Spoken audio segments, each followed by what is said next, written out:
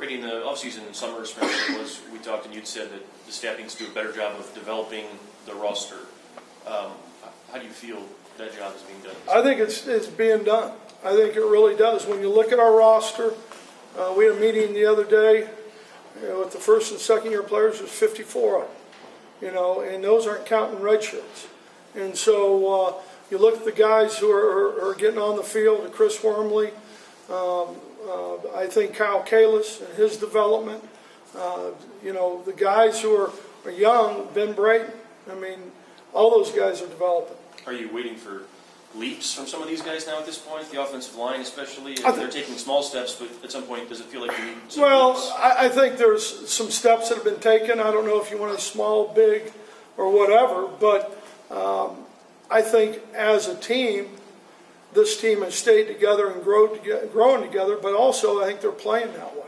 You don't practice the way we practice, and again, I'll go back to that. And you guys, most of you think I'm nuts anyway, but it's amazing to see how they go out every day. It really is.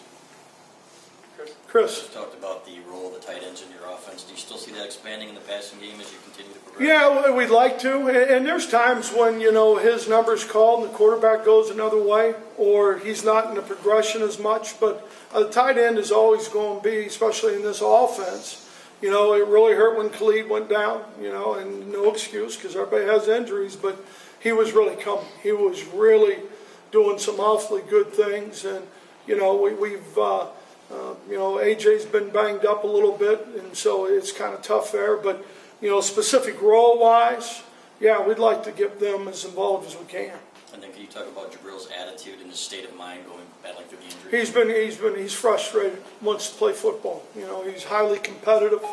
He's doing really well in school and those kind of things. But, he's a competitor. We got time for a couple more. Sticking with that, obviously that Jabril came in here and everybody, and we even talked to you in the summer, there was going to be expectations on him, fair or not, you were going to try. You say he's frustrated. How hard has it been for you and him to sort of, get through this, day to day? Well, the good thing is, our relationship has been built on trust, and it's always been a great relationship. So when I see him being a little frustrated or, not as happy, whatever you want to call it, I'm gonna approach him on it. But he's a competitive guy, and pretty well thought of coming out of high school, and all of a sudden you have two things that kind of set you back. It's hard and it's difficult. Angelique. Sorry. Brady, I just wanted to ask you a general question about recruiting. You sort of joked last week on your coach's show about rumors and, are they out there? What are you telling kids who you've recruited or kids you're talking to about committing to the program and sticking with commitments here? Well, I don't think I've said anything that I haven't said in previous years. We got a great place here. We got in my opinion, the best university in the country when you look at what it does for you after football. I think the same way competitiveness from the football standpoint, most of the kids, they're going to be committed to what this place has to offer. All right, Lynn with Mark. You had said the other day about Desmond that it was kind of late in the season. That was part of the reason that you made that decision. With Jabril, It's also late in the season. Is that a joint decision with you? You make it, or he makes it, or how do you? I would always, Mark, and I always have talked to the young man, and counseled with his family and all those things. I don't think it's my place to say, even when you do it, okay, we're not going to redshirt you early in the year.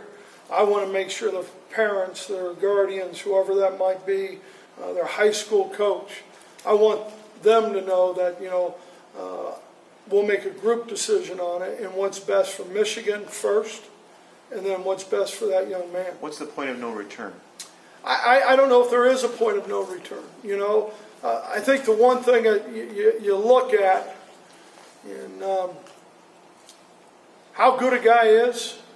Will he be here 5 years anyway? Would he just be here 4 years? Would he be here 3 years? Okay? How close, can you say how close he is to coming, you know? He's closer. You know, he's closer.